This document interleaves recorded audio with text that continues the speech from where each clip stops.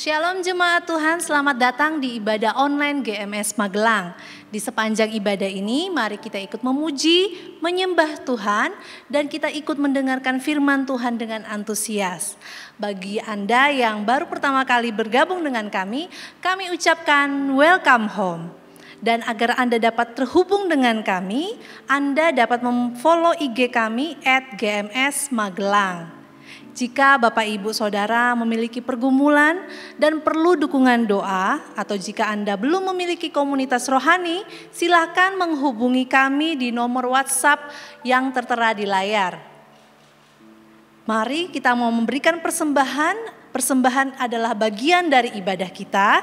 Bagi Anda yang akan memberikan perpuluhan atau persembahan ucapan syukur, dapat melakukannya melalui transfer bank ke nomor seperti yang tertera di layar, atau dapat juga memberikannya dengan scan QR Code melalui dompet digital yang Anda miliki. Mari kita satu di dalam doa. Tuhan, kami bersyukur hari ini kami akan mengikuti ibadah ini. Tuhan, berikan kami hati yang terbuka untuk kami bisa mengerti akan firman-Mu. Berkati kami satu persatu yang mengikuti secara online ini Tuhan. Biar Engkau terus menjamah kami di rumah kami masing-masing dimanapun kami berada Tuhan. Hanya di dalam nama Tuhan Yesus kami sudah berdoa dan mengucap syukur. Haleluya. Amin.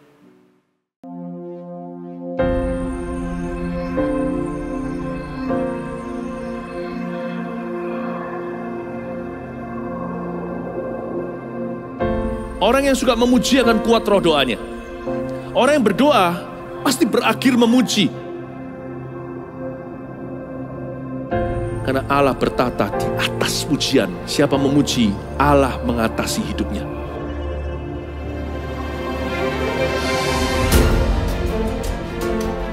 The Year of Praise, tahun pujian menjadi sebuah petualangan yang tiada dua.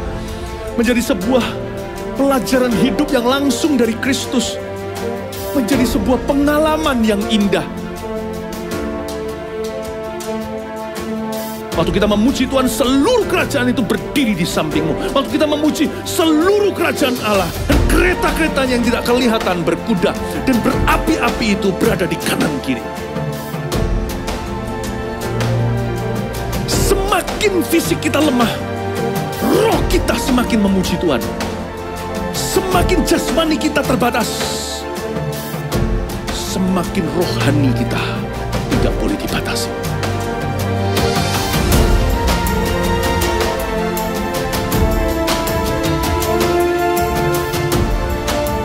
Welcome to the Year of Praise and Provision. Mari kita mengizinkan Tuhan merajut rancangan yang belum pernah kita bayangkan.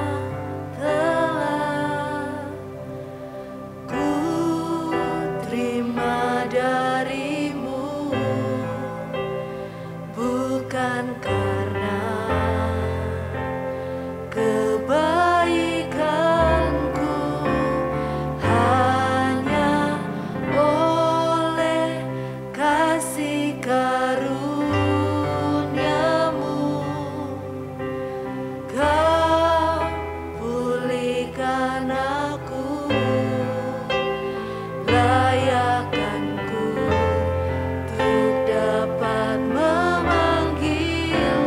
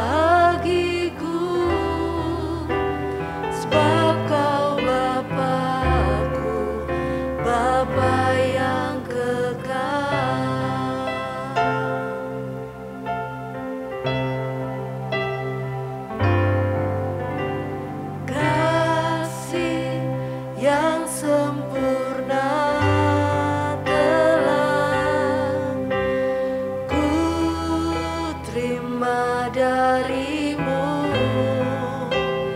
bukan karena kebaikanku, hanya oleh kasih karuniamu Kau pulihkan aku, layakkanku untuk dapat memanggilmu Bapa. Kau beri yang ku pinta saat ku mencari, ku mendapatkan. Ku ketuk pintumu dan kau bukakan.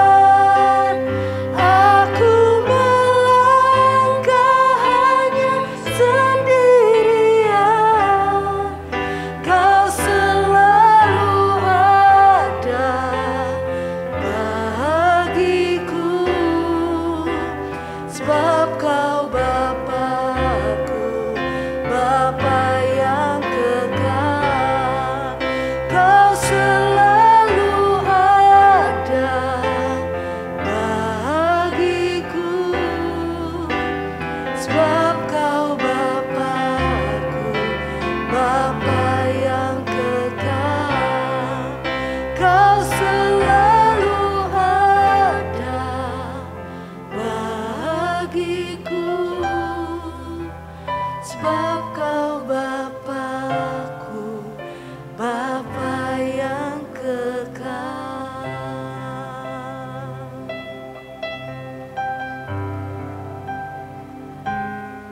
Terima kasih Tuhan. Terima kasih Tuhan. Terima kasih Tuhan.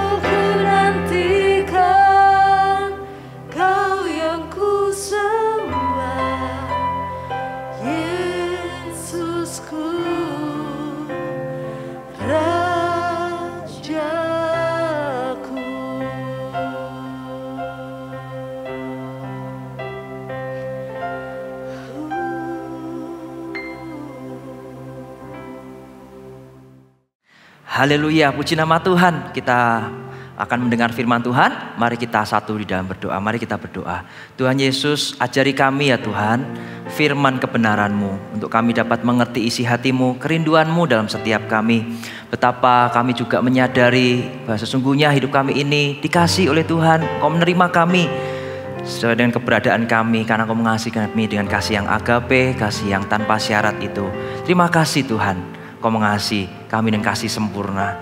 Dan kami mau dengar firman-Mu, kami berikan tempat yang terbaik dalam hati kami, biar firman-Mu itu menjadi benih di dalam setiap tanah hati kami yang subur, sehingga kami menghasilkan buah-buah kebenaran yang menyenangkan hati-Mu, yang berkenan di hati-Mu. Terima kasih Tuhan, kami sambut firman-Mu di dalam nama Tuhan Yesus. Haleluya, amin. Puji nama Tuhan. Shalom jemaat yang dikasihi Tuhan. Kita bersyukur hari ini kita kembali dapat kasih karunia Tuhan untuk mendengar Dia mengajar, Dia berkata-kata. Karena hidup manusia bukan dari roti saja, kita perlu makan roh kita, makan firman Tuhan yang menghidupkan. Roh lah yang menghidupkan, sesungguhnya daging sia-sia. So mari kita sambut dengan hati yang merindukan, dan biar kita hidup seperti yang Tuhan sudah katakan dalam hidup kita melalui kebenaran firman-firman-Nya. Haleluya, puji nama Tuhan. Ada satu ayat yang saya rindu untuk kita bisa mengikuti, perkataan Yesus kepada salah satu muridnya, ya, perkataan Yesus kepada Petrus. Petrus ini luar biasa, menjadi sokok guru gereja. Sebab itu penting untuk kita belajar dari perkataan Yesus kepada Petrus. Ya, mari buka Alkitab kita di dalam Yohanes 21 ayat yang ke-20 sampai 23. Nah, kita masuk di dalam bulan baru, bulan September, menjadi bulan yang baru juga dengan tema, ya, kita belajar untuk selalu berjalan bersama dengan Tuhan, tuntunan Tuhan. Dan bulan ini, September ini, visi bulanan kita adalah accepted. Bagaimana hidup kita ini diterima lebih dulu oleh Tuhan, dan akhirnya kita pun akan bisa diterima oleh sesama kita ketika kita hidup dalam kasih kepada Tuhan, kasih kepada sesama, seperti itu, ya. Dan mari kita belajar untuk hidup kita ini di dalam penerimaan seperti itu. Oke, Yohanes 21 ayat yang ke-20 sampai 23. Judulnya murid yang dikasihi Yesus. Ketika Petrus berpaling, ia melihat bahwa murid yang dikasihi Yesus. Siapa murid yang dikasihi Yesus ini? Yohanes itu sendiri. Ya, kitab Yohanes ini sedang mengikuti mereka, mengikuti Yesus dan Petrus, ya, yaitu murid yang pada waktu mereka sedang makan bersama duduk dekat Yesus, dan yang berkata, "Tuhan, siapakah Dia yang akan menyerahkan Engkau?"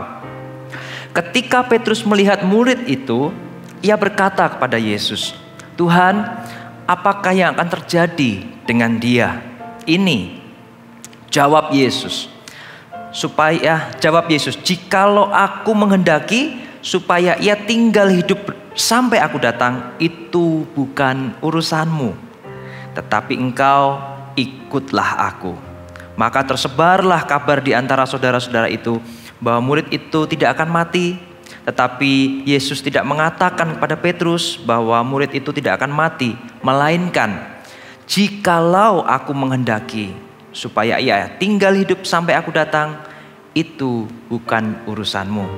Berapa banyak anak-anak Tuhan itu hidupnya kepo gitu ya, pengen tahu, cari tahu ya dengan kehidupan orang lain, urusan orang lain. Nah, lewat kebenaran firman Tuhan ini biar kita fokus kepada yang benar, kepada yang terutama, yaitu apa kata Tuhan di dalam setiap hidup kita. Bukan lagi mencari pembenaran manusia, tetapi kebenaran Tuhan, pembenaran Tuhanlah, ya, pembelaan Tuhanlah yang kita rindukan lebih daripada apa kata manusia, ya. Karena sesungguhnya hidup kita ini sudah diterima Tuhan apa adanya.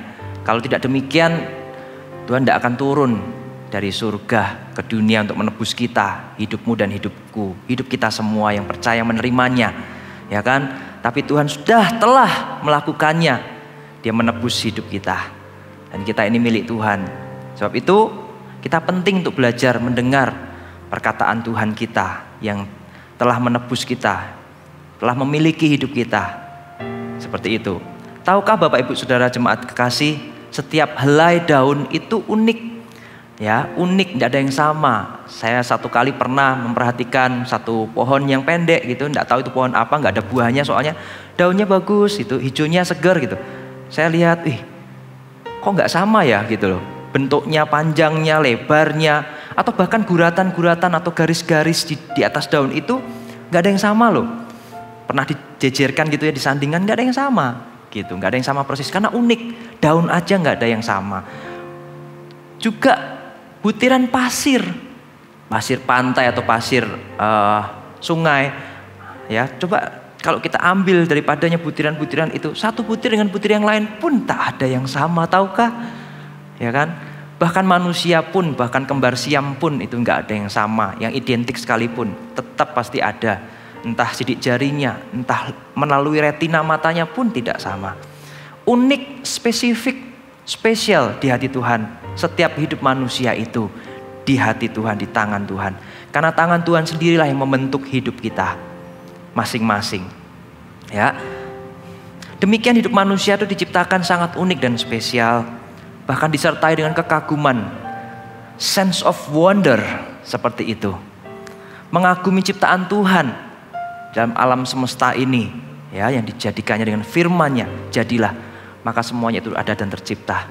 Tetapi mengenai hidup kita, Dia sendiri yang membentuknya menurut gambar dan rupa Dia. Seperti itu. Ya. Jadi tidak perlu kita meniru-meniru orang-orang pada kebanyakan gitu. Tetapi yang perlu kita tiru adalah teladannya. Ya, teladannya. Ada hal-hal tertentu yang bisa kita tiru, Bapak Ibu, yaitu ayo kita baca firman Tuhan di dalam 1 Korintus 11 ayat yang pertama. 1 Korintus 11 ayat yang pertama berkata demikian. Ini tulisan Paulus kepada jemaat di Korintus, ya. Ikutilah teladanku, ya, jadilah pengikutku, sama seperti aku juga menjadi pengikut Kristus. Ini pendek satu ayat, tetapi ini so powerful. Follow me, for I follow Christ. Jadilah pengikutku, karena aku juga menjadi pengikut Kristus. Artinya apa? Ikuti teladan. Apa yang kita ikuti? Jadi pengikut Paulus, karena Paulus mengikut Kristus. Apa yang kita perlu ikuti? Teladannya, Bapak Ibu Saudara sekalian. Ya kan? Bukankah Tuhan Yesus juga meninggalkan teladan bagi kita supaya kita mengikuti apa yang sudah ditinggalkan itu bagi kita? Teladan. Nah, itu penting. Teladan. Nah, teladan apa yang perlu kita ikuti menurut hamba Tuhan, rasul besar ini yang dipakai Tuhan luar biasa ini? Bahkan sepertiga PP kita ketahui adalah tulisan dari hamba Tuhan ini, Paulus. Sejak dia mengalami perjumpaan dengan Tuhan, mengubahkan hidupnya, dia mengikut Yesus. Di dalam pengikut Yesus itu dia banyak memuridkan, menggembalakan juga banyak orang, sehingga Injil itu sampai ke ujung bumi, sampai akhirnya kita pun beroleh kabar baik itu. Ya kan, teladan apa yang telah ditinggalkan yang perlu kita ikuti, belajar daripada hidup seorang yang dipakai Tuhan besar, ya, sampai selesai, finishing well, finishing strong, menyelesaikan pertandingan dengan baik, sedia mahkota.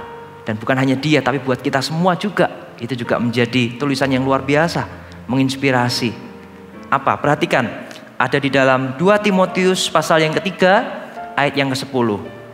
2 Timotius pasal yang ketiga ayat yang ke-10. Firman Tuhan berkata demikian. Tetapi engkau telah mengikuti ajaranku, cara hidupku, pendirianku, imanku, kesabaranku, kasihku, dan ketekunanku. Lihat, Paulus pun menulis pada anak kekasih, anak rohaninya, Timotius, ya. Tetapi engkau telah mengikuti ajaranku, cara hidupku, pendirianku, imanku, kesabaranku, kasihku, dan ketekunanku. Mari kita belajar di dalam teladan ini sama-sama, Bapak Ibu Saudara. Ajaran Paulus itu memberitakan seluruh maksud Allah kepada mereka, ya, mereka yang dilayani waktu itu seorang demi seorang, orang-orang yang ditemui. Mulut Paulus itu penuh dengan pengajaran. Demikianlah kita seharusnya sebagai orang tua atau sebagai guru, sebagai pemimpin, Kita mengajarkan pada mereka jalan-jalan Tuhan, kehendak Tuhan. Apa yang menjadi kerinduan hati Tuhan kita sampaikan. Sebagai imam, nabi dan raja, itu panggilan seorang suami dalam rumah tangga keluarganya, bukan? Ya, sebagai nabi menyampaikan firman Allah, sebagai imam membawa orang-orang itu di kanan kirinya itu dekat dengan Tuhan, mengenal Dia lebih dekat lagi. Ya. Dan ajaran Paulus ini nyata di dalam Kisah Para Rasul 20 ayat 27. Lebih ditegaskan, diteguhkan seperti itu. Kisah Para Rasul 20 ayat 27 berkata demikian firman Tuhan. Sebab aku tidak lalai memberitakan seluruh maksud Allah kepadamu. Jadi Paulus ini luar biasa sebagai pemimpin, sebagai guru, ya, menjadi teladan benar. Ajarannya itu bukan hanya sekedar kata-kata, tapi penuh kuasa seperti itu. Ya, memberitakan seluruh maksud Allah kepadamu. Ingat loh, Kisah Para Rasul ini siapa yang menulis? Lukas, Dr. Lukas yang mengikuti pelayanan Paulus, yang menyertai pelayanan Paulus. Jadi Paulus bukan dalam hal ini nggak menulis untuk dirinya sendiri, tentang dirinya sendiri. No. Betapa hidupnya, ajarannya itu diteguhkan, jadi menjadi kesaksian lewat orang-orang di kanan kiri di dekatnya yang menyertai dia menulis Kisah Para Rasul ini. Sebab aku tidak lalai, jangan lalai Bapak Ibu Saudara, untuk memberitakan kabar baik, untuk memberitakan apa yang menjadi maksud-maksud Tuhan bagi seorang demi seorang di kanan kiri kita, di sekeliling kita. Ya, seperti itu. Lalu apa lagi setelah ajaran? Cara hidup. Lihat, cara hidup Rasul Paulus ini sejalan dengan ajarannya dan tidak bertentangan dengan ajaran itu. Ya dong. Nah, itu ia tidak akan meruntuhkan semua yang telah ia bangun melalui pemberitaannya dengan cara hidupnya. Bahkan itu menjadi satu gitu ya. Apa yang didengar, apa yang dilihat itu satu adanya, tidak sama. Jadi ada standar moral yang jelas. Karena dia pun bukan hanya sekedar mengajarkan, menyampaikan berkata-kata, tapi terlebih penting dia sudah melakukannya, menghidupinya, menjadi teladan, menjadi kesaksian. Jadi kata-kata ini sangat powerful sekali. Ajarkan apa yang kau lakukan, lakukan yang apa yang engkau ajarkan. Seperti itu. Itu sangat indah sekali. Bukan hanya indah kata-kata, tapi so powerful sekali. Ya, mari kita bersama-sama bagaimana perhatikan cara hidup kita, Bapak Ibu Saudara sekalian. Saya berdoa biar kita memiliki cara hidup yang seperti apa yang diajarkan, ajaran-ajaran Kristus dalam setiap hidup kita. Kita membangun terus hidup kita di atas dasar itu, ya, bukan dasar yang lain. Lalu apa? Pendirian Paulus, betapa sungguh-sungguhnya dia bertujuan untuk mendatangkan kemuliaan bagi Allah dan juga tentunya kebaikan bagi mereka, jiwa-jiwa yang dilayani, seorang demi seorang itu yang dipercayakan Tuhan kepada hidupnya. Pendiriannya teguh, ya, kesungguhannya sudah sungguh nyata. Dia melewati, melalui jalan yang tidak mudah juga. Tidak ada yang rahasia bagiku. Aku tahu apa itu kenyang, apakah itu tahu apa itu lapar, penderitaan, semua aniaya. Dia sudah mengalami semuanya itu, tapi pendiriannya teguh, Bapak Ibu Saudara sekalian, supaya kita beroleh iman kepada Tuhan Yesus, tidak goyah, ya, seperti itu. Dan hidup kita ini menyatakan kemuliaan Tuhan. Hidup kita beroleh kasih karunia daripada Dia, mendatangkan kebaikan juga bagi orang-orang di kanan kiri kita juga. Orang-orang di kanan kiri kita itu beroleh kasih karunia melalui hidupan kita juga. Karena kita hidup dalam prinsip yang benar. Seperti itu. Lalu apa lagi? Ya, justru Rasul Paulus ini memberikan bukti dari imannya, yaitu ketulusan, kesetiaannya, atau kesabarannya terhadap jemaat-jemaat. Yang kepada mereka ia memberitakan firman, dan atas mereka ia bertanggung jawab. Oh, kasihnya dan ketekunannya itu pun nyata bagi semua orang. Bapak Ibu Saudara sekalian, ya. Biarlah hidup kita ini juga seperti itu, hamba-hamba Tuhan, hamba-hamba Kristus. Ya, kita juga bisa berkata kepada orang, follow me for I follow Christ. Jadilah pengikutku karena aku pengikut Kristus. Ikutilah teladanku. Bukan sekedar cara berkata-kata kita atau cara berpakaian kita, tapi gaya hidup kita, gaya hidup penyembah. Ya, itulah yang mereka bisa lihat dan rasakan. Seperti itu.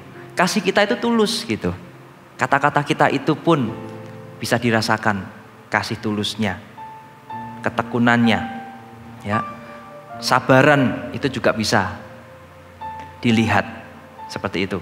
Ada satu ayat lagi yang kita akan baca bersama-sama di 2 Korintus 4 ayat 2. 2 Korintus 4 ayat 2, ayat ini menjadi prinsip pegangan dalam saya pribadi untuk melayani, untuk hidup di hadapan Tuhan dan sesama manusia. Ya, dengarkan baik-baik. 2 Korintus 4 ayat 2, demikian firman Tuhan. Tetapi kami menolak segala perbuatan tersembunyi yang memalukan. Kami tidak berlaku licik dan tidak memalsukan firman Allah. Sebaliknya, kami menyatakan kebenaran. Dengan demikian, kami menyerahkan diri kami untuk dipertimbangkan oleh semua orang di hadapan Allah. Kata kunci dari ayat ini adalah menyatakan kebenaran, dan dengan demikian kami menyerahkan diri kami untuk dipertimbangkan, ya, oleh semua orang di hadapan Allah. Beranikah kita ini memperkatakan firman ini, dan dalam waktu yang sama kita pun menyatakan, memberi diri kita dipertimbangkan oleh semua orang di hadapan Allah. Ini menjagai hidup kita, Bapak Ibu Saudara sekalian, ya, dipertimbangkan ketika kita hidup dalam keluarga kita. Bukankah firman Tuhan juga menulis syarat untuk pemimpin-pemimpin, ya, diaken contohnya, pemimpin, seorang hamba Tuhan yang dipakai Tuhan, harusnya diambil atau dipilih, dipercayakan pada mereka itu telah nyata dalam kehidupan mereka, terbukti buahnya, di rumah mereka dihormati, ya kan? Berarti orang itu bisa dipertimbangkan oleh keluarganya, suami, istri, anak, orang tua, atau siapapun posisinya, dia sebagai apa, dipertimbangkan, gitu. Tidak menjadi batu sandungan, sehingga ketika dia memberitakan Injil, melayani, nama Tuhan dimuliakan, bukan dinista, karena kita ini adalah utusan-utusan Kristus di muka bumi ini. Ya,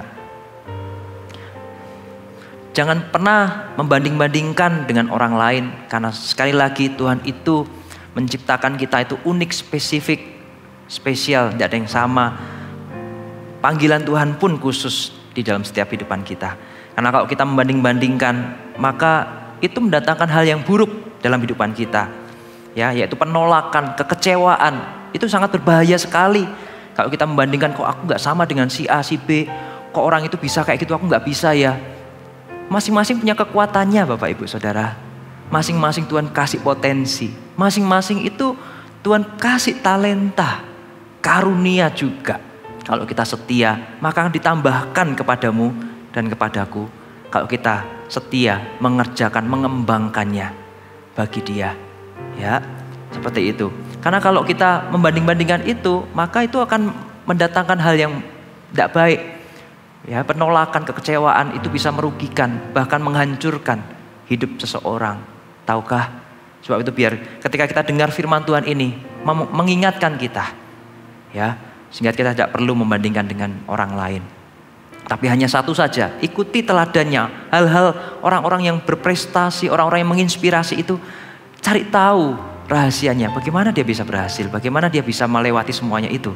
Nah, kayak gitu itu kita bisa belajar, gitu, ya.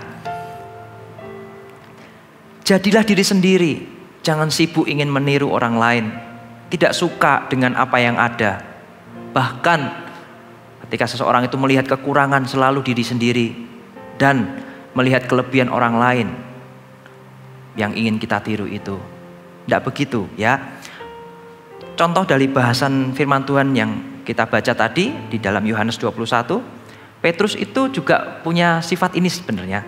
Kepo dia, ya, ingin tahu apa yang terjadi dengan Yohanes ketika Tuhan menyampaikan tentang hidupnya di topik di atasnya, ya. Tuhan Yesus memberitakan tentang akhir hidup Petrus. Dia akan mati martir, di situ disebutkan, ya. Nah, kita perlu fokus pada perkataan Yesus. Apa itu? Ketika Petrus kepo kan, apa yang terjadi dengan murid yang dikasih itu? Ya. Lalu Yesus apa jawabnya? Itu bukan urusanmu, tapi engkau ikutlah aku. Oh, indah sekali. Yesus mengembalikan. Tidak perlu mengurusi orang lain, urusi hidup kita sendiri, seperti itu.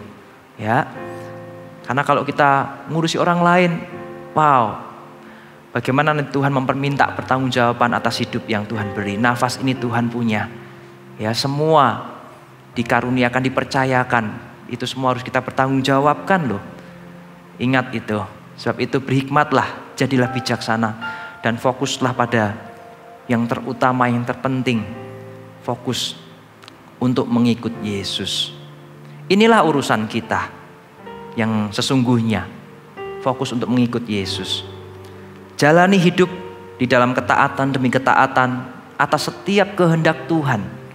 Paulus juga mengingatkan, ada banyak surat-surat yang tulisnya. Dia berdoa, bahkan mengajarkannya, dia berdoa.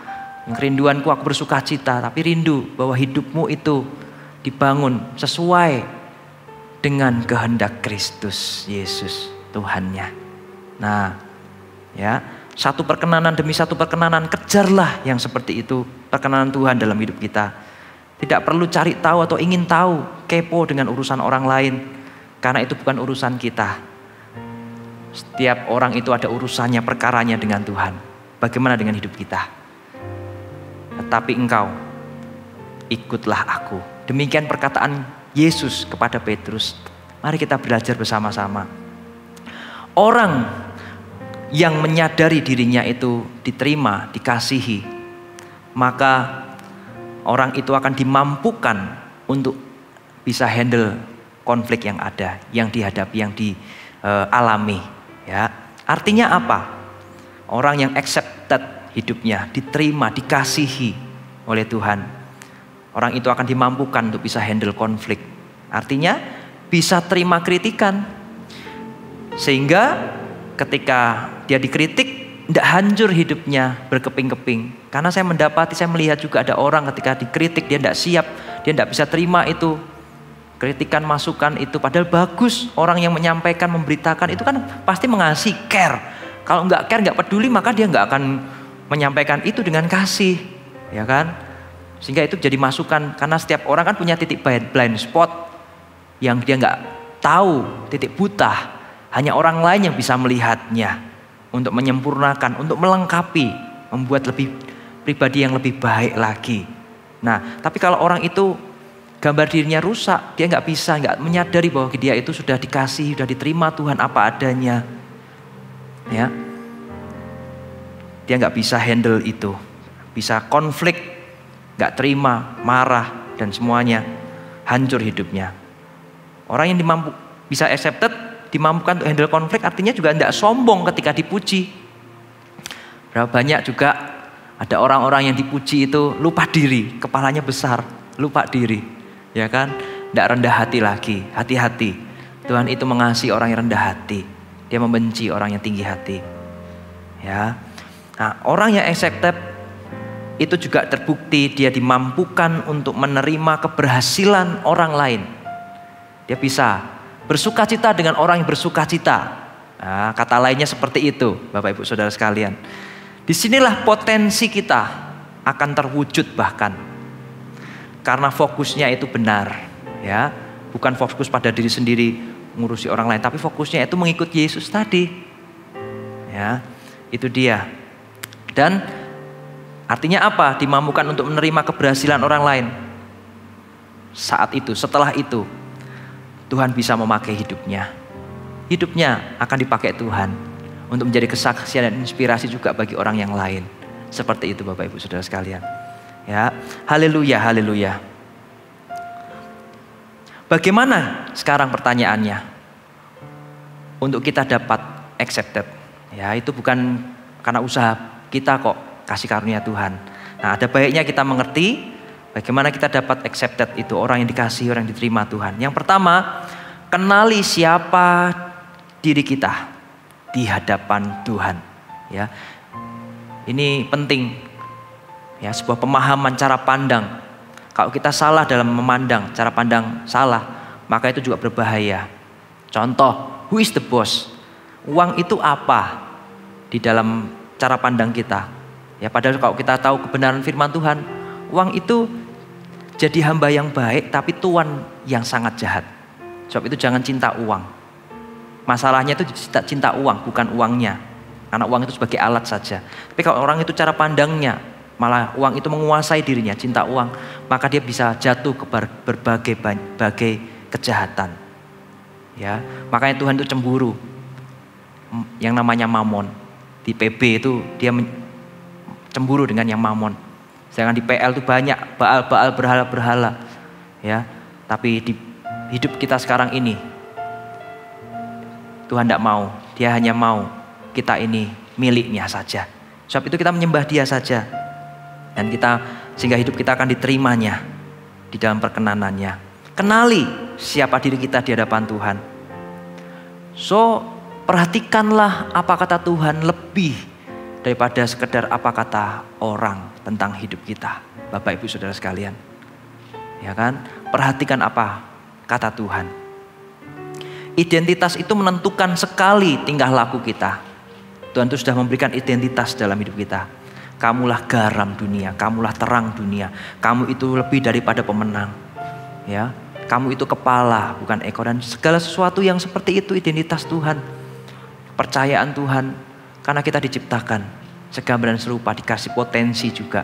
Kalau kita menyadari, mengerti identitas kita, maka tingkah laku kita pun akan beda.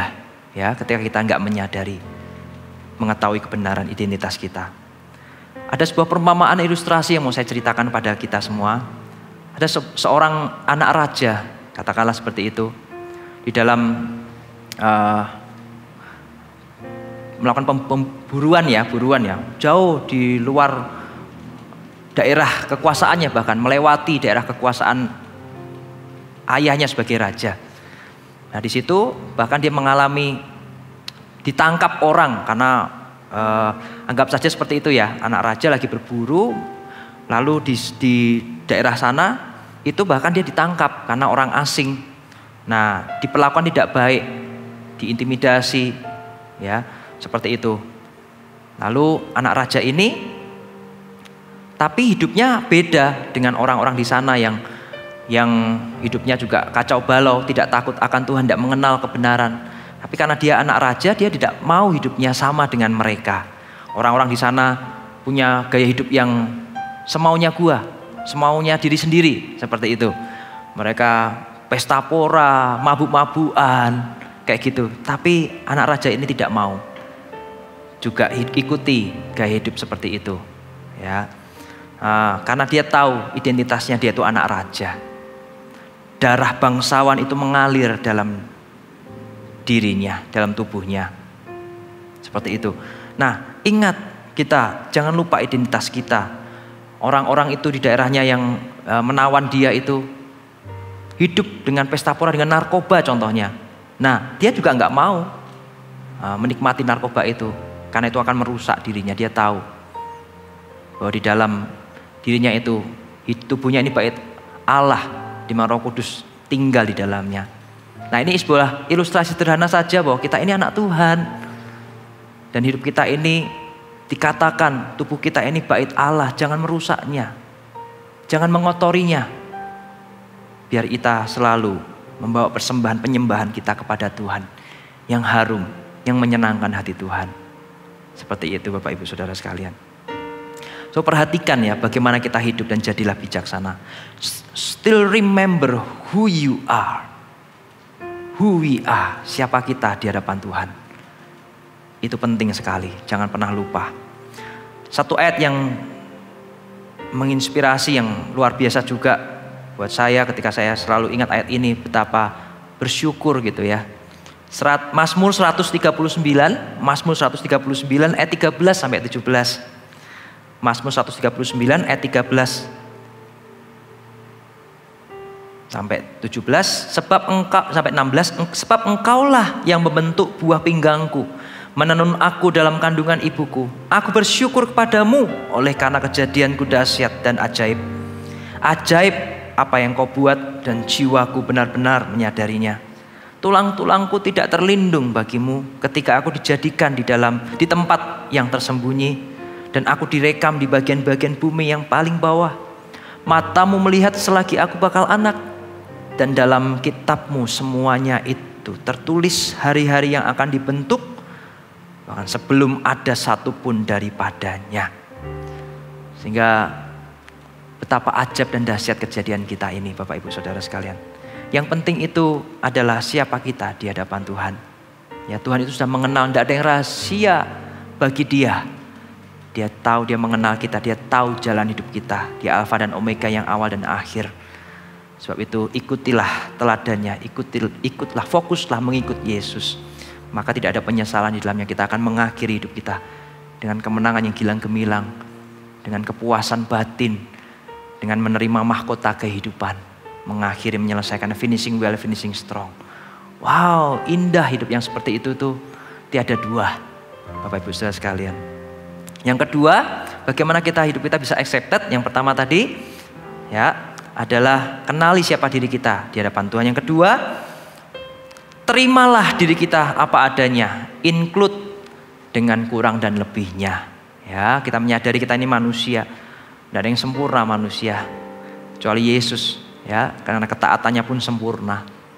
Tapi kita selalu mau diperbaharui, disempurnakan seperti Yesus. Ya, menjadi seperti Yesus. Terima diri sendiri apa adanya. Artinya apa aplikasinya? Terima diri sendiri apa adanya. Kita harus berdamai dengan diri sendiri. Kita pun juga bisa selesai dengan diri sendiri. Kita pun juga bisa cukup dengan diri sendiri. Ya, Bapak Ibu Saudara sekalian. Sehingga kita nggak terlalu mempedulikan atau ngurusi urusan orang, tapi diri kita nih berkenan kepada Tuhan. Ya. Ada satu ayat yang memberkati saya ketika saya merenungkan poin ini, yaitu Galatia 2 ayat 20. Galatia 2 ayat 20 berkata demikian. Namun aku hidup, tetapi bukan lagi aku sendiri yang hidup, melainkan Kristus yang hidup di dalam aku. Dan hidupku yang kuhidupi sekarang di dalam daging adalah hidup oleh iman dalam Anak Allah yang telah mengasihi aku dan menyerahkan dirinya untuk aku. Indah bukan? Bahkan lagu ini ada lagunya. Pernah dengar enggak lagunya? Adapun hidupku ini bukannya aku lagi, melainkan Kristus yang hidup di dalam aku. Tetapi hidup yang sekarang aku hidup di dalam tubuh ini. Aku hidup di dalam iman kepada Anak Allah yang mengasihi aku dan menyerahkan dirinya karena aku. Jadi hidup yang kita hidupi sekarang ini dalam tubuh ini bukan kita lagi, karena kita sudah dipanggil, dipilih, ditebus. Kita ini menjadi milik kepunyaan Allah. Hiduplah bagi Dia, fokuslah untuk mengikut Yesus, ikutilah teladannya dan hamba-hambanya yang mengikut dengan setia sampai akhir. Sehingga hidup kita pun meninggalkan legacy warisan kepada orang-orang yang kita kasihi. Orang-orang di kanan kiri kita pun akan melihat Yesus juga hidup dalam kehidupan kita. Ya, terima diri kita, karena Tuhan sudah menerima kita apa adanya. Dan terima orang-orang di kanan kiri, kasihi mereka, layani mereka.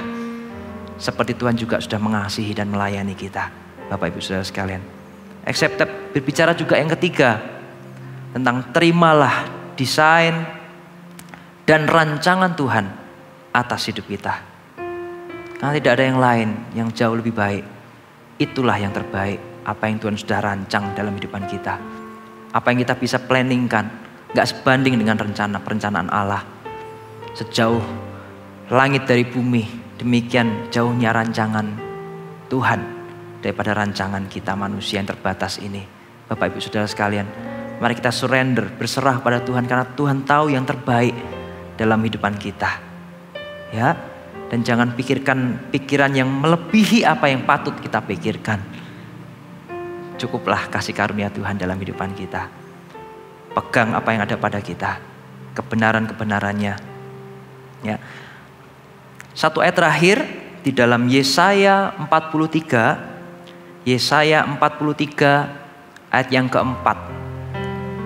Yesaya 43 ayat yang keempat. Berkata demikian, dengarkan firman Tuhan. Oleh karena engkau berharga di mataku dan mulia, dan aku ini mengasihi engkau, maka aku memberikan manusia sebagai gantimu, dan bangsa-bangsa sebagai ganti nyawamu. Wow, betapa berharga dan mulia. Jangan pernah lihat diri kita bukan dengan iman, ya, tidak ada harapan. Wah, mengasihani diri sendiri, aku begini begitu, membanding-bandingkan, itu akan merusak dan menghancurkan hidup kita. Tuhan sudah nerima kita, ya. Jangan menyerahi dengan hidup ini, hadapi, karena di dalam Tuhan pengharapan itu ada, dan pengharapan di dalam Tuhan tidak akan pernah mengecewakan, dan Dia tidak pernah membuat malu juga orang-orang yang berharap kepada Dia. Bapak Ibu Saudara sekalian, firman-Nya berkata, aku sekali-kali tidak akan meninggalkanmu dan membiarkanmu. Biar ditunjukkannya kepada kita kasih setianya, dan dihidupkannya hidup kita ini di dalam setiap janji, firman, kebenaran. Datang kerajaan Tuhan, jadi kehendak Tuhan dalam setiap hidup kita. Amin ya amin. Haleluya. Puji nama Tuhan. Oh haleluya. Haleluya. Bapak Ibu Saudara sekalian, mari kita nyanyikan sebuah lagu. Saya rindu untuk kita semua menaikkan sebuah pujian. Lagu ini menjadi respon kita kepada Tuhan atas firman yang telah diperdengarkan kepada kita hari ini. Ya. Betapa ajaib dan dahsyatnya Tuhan kejadianku. Kau menenun diriku serupa gambaranmu.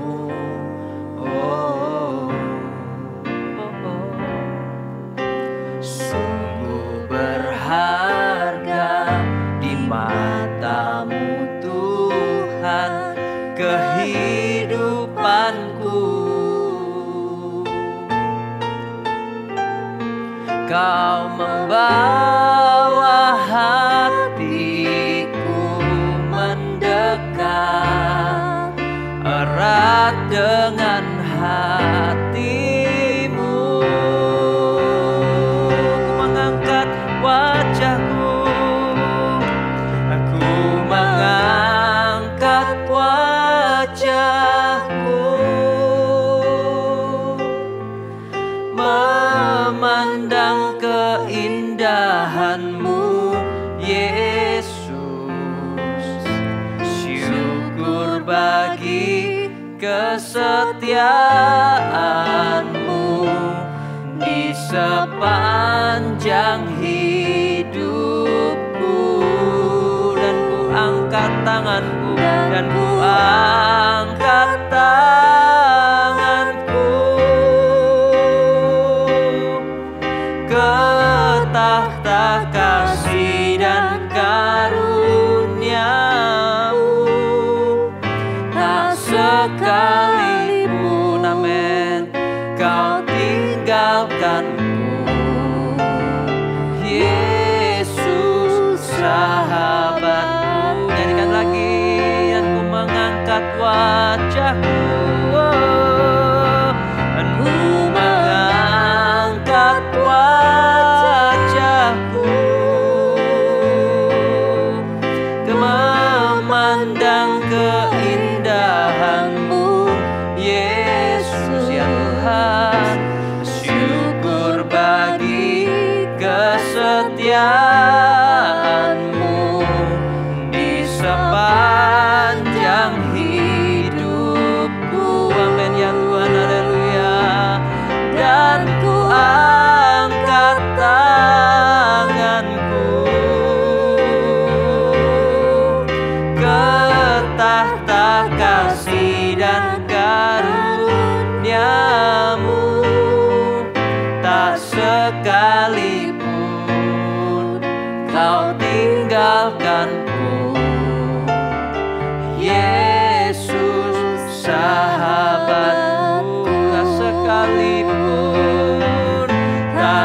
sekalipun kau tinggalkanku, Yesus sahabatku. Sekali lagi, tak sekalipun Tuhan, tak sekalipun kau tinggalkanku, Yesus sahabatku. Jangan pernah lupa, Tuhan sudah mengangkat kita untuk menjadi anak-anaknya, anak-anak yang kekasih. Sebab itu, perhatikan bagaimana hidup kita sebagai anak-anak Tuhan. Kalau saya pernah membayangkan anak kecil yang sedang main hujan-hujan di luar saat hujan turun bersama teman-temannya gitu. Lalu ada bahkan main lumpur. Di tengah hujan itu kan pasti tanah itu juga jadi lembek gitu ya. Jadi main lumpur dan dia kotor sekali. Dan bau juga karena airnya kotor. Di dekat situ ada selokan yang meluap sehingga air hujan itu campur dengan air dari selokan. Dan dia pulang dengan sukacitanya. Anak itu manggil papanya, "Papa, papa, Daddy." Dia sukacita. Lalu papanya, "Hah, kok basah gitu?" Tapi karena papa ini sayang sama anaknya, dipeluk, disambut juga, dipeluk, dicium. Lalu dikatakan, "Nak, kamu mandi ya, bersihkan dirimu. Dan jangan main lumpur lagi, main bau. Itu bau selokan, ndak enak." Ya, tapi keesokan harinya hujan lagi dan dia main lagi lumpur itu dan bau lagi. Dan dia datang pada papanya lagi, "Papa, Daddy."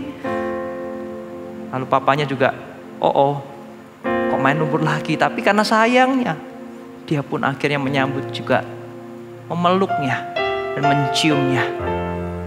Tapi dengan hati yang pedih. Kenapa?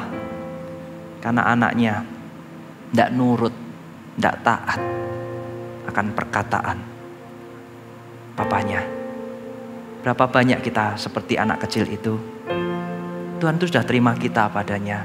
Ketika kita berbuat dosa, menyakiti hatinya. Tapi ketika kita hancur hati, kita mengakui dosa-dosa kita, dan kita bertobat, tangannya juga akan selalu terbuka bagi hidup kita. Dan memberkati, memulihkan keadaan kita. Disucikan lagi. Sebab darahnya berkuasa untuk menyucikan seluruh kehidupan kita. Haleluya. Bapak, Ibu, Saudara, mari kita satu dalam berdoa. Tuhan Yesus, kami telah dengar firman-Mu. Betapa Engkau sudah menerima kami apa adanya. Engkau sudah mengasihi kami bahkan ketika kami masih berdosa. Terima kasih ya Tuhan. Tak terbatas kasih-Mu besarnya. Anugerah-Mu, terima kasih buat karunia-Mu. Ajaib dalam kehidupan kami. Betapa ajaib dan dahsyat juga kejadian kami. Jiwa kami benar-benar menyadarinya. Thank you. Pandang mulia dan berharga ya Tuhan. Berdoa, pakai setiap kehidupan kami ya Tuhan. Menjadi alat kasih di tangan-Mu. Yang mendatangkan kemuliaan bagi nama-Mu. Menyenangkan hati-Mu. Membanggakan nama-Mu. Meninggikan Engkau ya Tuhan. Terima kasih Bapa. Ini doa kami, biar hidup kami ini menjadi tanda bagi kemuliaan nama-Mu. Terpuji nama-Mu, meteraikan firman-Mu, biar setiap yang mendengar juga menjadi pelaku firman. Di dalam nama Tuhan Yesus Kristus. Haleluya. Amin. Bapak, Ibu, Saudara sekalian, sebentar kita juga akan membawa persembahan persepuluhan karena ini menjadi minggu yang pertama dan setiap bulan di minggu yang pertama menjadi tindakan iman kita, ketaatan kita juga akan perintah Tuhan, firman Tuhan. Karena itu baik buat kita supaya hati kita melekat kepada Tuhan, bukan pada cinta uang, cinta mamon. Sehingga uang itu tetap posisinya di bawah sebagai hamba yang baik, bukan sebagai tuan yang jahat. Sehingga kita akan mengalami juga perkenanan Tuhan dan janji-janji Tuhan, berkat-berkatnya dalam kehidupan kita. Ya. Mari persiapkan persembahan persepuluhan kita.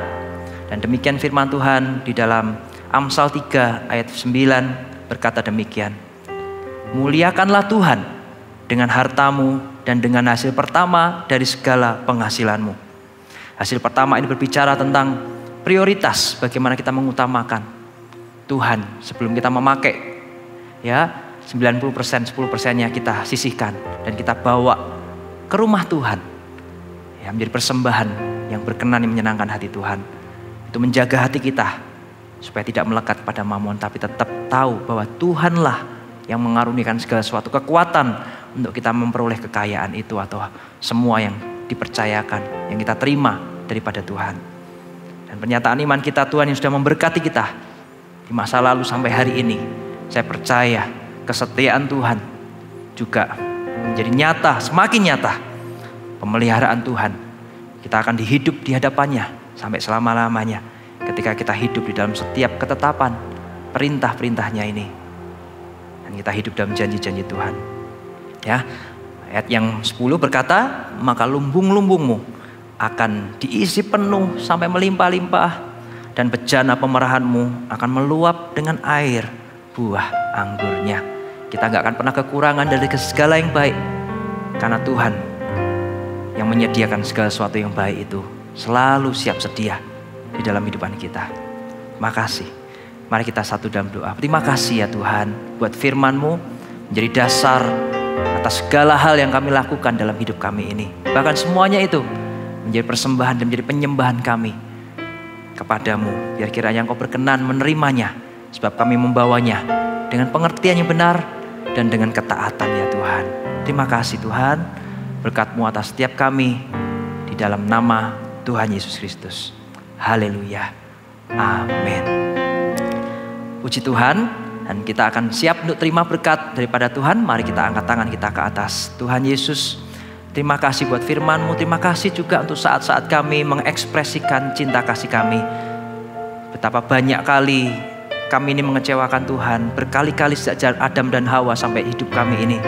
Tapi Engkau setia ya Tuhan. Engkau selalu terbuka tangan-Mu untuk menerima kami apa adanya dan memulihkan hubungan yang telah rusak itu. Bersyukur untuk kasih karunia di dalam Yesus Kristus, karya-Mu di dalam Kalvari. Terima kasih Tuhan. Dan kami siap untuk terima berkat yang terbaik. Kami angkat tangan kami kepadamu sebagai tanda kami percaya, berserah kepadamu juga bahwa Engkau yang akan menuntun hidupan kami, memegang tangan kami untuk menuntun, membawa, menggenapi rencana-Mu.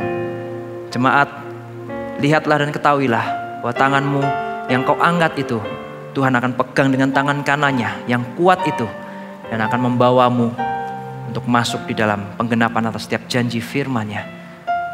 Terimalah berkat daripada Allah Bapa, kasih karunia daripada Tuhan Yesus, dan persekutuan dengan kuat kuasa Roh-Nya yang kudus senantiasa ada, memenuhimu, menyertaimu sampai Ia datang kedua kali. Terima berkat Tuhan dengan iman di dalam nama Tuhan Yesus Kristus. Haleluya. Amin. Puji Tuhan. Haleluya. Tuhan Yesus memberkati kita semua.